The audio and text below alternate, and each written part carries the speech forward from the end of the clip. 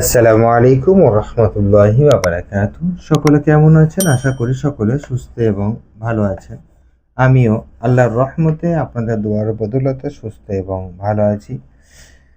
তো এখন আমাদের যে সবকটি পড়া হবে সেটি হচ্ছে নুন সাকিন অথবা তানবিনের ইজহার। নুন সাকিন অথবা তানবিনের ইজহার হতে গেলে এর কিছু শর্ত আছে।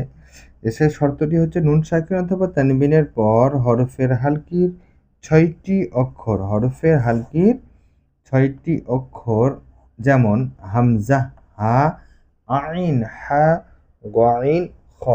এর মধ্যে হতে যদি কোনো একটি অক্ষর আসে তাহলে কি হবে? নুন সাকিন অথবা তানবিনকে বিনা গুণনায় স্পষ্ট করে পড়তে হবে। একেই কিন্তু নুন সাকিন অথবা তানবিনের ইজহার বলে। তো এখন আমরা এই অক্ষরগুলো লিখলাম, একটু বলে দিই। লাম, মিম, নুন, খ, শিন, ইয়া। এখন এর হারাকাত লিখবো আর কি। লাম জের লি, মিম জাবার। এখানে মিম জাবার বলে আটকে গেলাম এই কারণেই, নুনে কিন্তু সুকুন বা জাজম এসছে।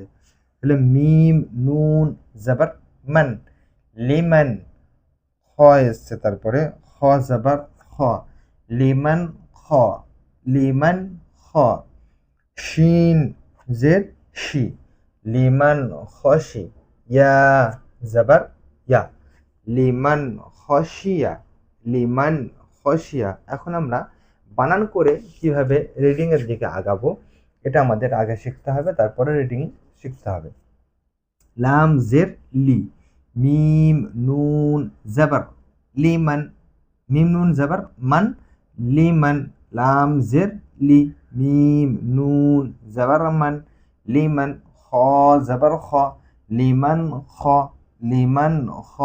শিন জের শি, লিমান খসি, লিমান খসি।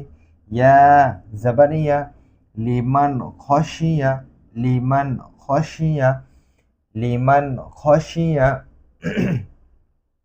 লিমান খসিয়া এর এখন ইজারার দিকে যাব, কারণ আমাদের বানান করে রিডিং কিভাবে পড়তে হয় সেটা আমাদের শেখা হয়ে গেছে। এখন আমাদের ইজারা, ইজারা শব্দের অর্থ এটাই হচ্ছে যে আমাদের এখানে কি কায়দা আছে, এই অক্ষরের মধ্যে কি কায়দা আছে সেটি জানার জন্য ইজারা করা প্রয়োজন। আর ইজারা এই কারণে আমরা করব, এর আগে যে কায়দাগুলি পড়ে নিয়েছি সেটা যাতে আমাদের মনে থাকে, সেই জন্য আমাদের ইজারা করতে হবে। লাম জের আছে ওই জন্য লাম মুতাহারিক, মুতাহারিক ওয়ালা অক্ষরকে তাড়াতাড়ি পড়া, মোটের নঠানা, মারুফ করা, মজুল আওয়াজ থেকে বাঁচা।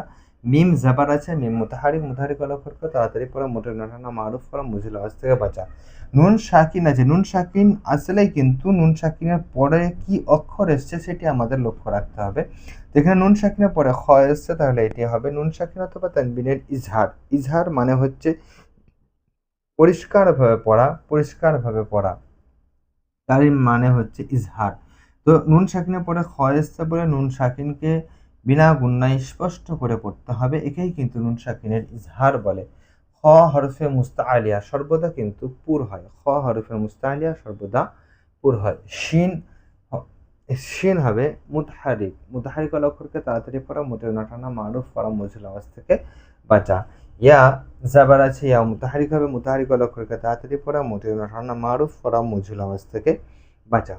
তো আজকে এ পর্যন্তই। আগামীতে ইনশাআল্লাহ তাহলে আরও নতুন কিছু নিয়ে আপনাদের সামনে উপস্থিত হব। ততক্ষণ সকলে সুস্থ থাকবেন, ভালো থাকবেন, দোয়া করবেন।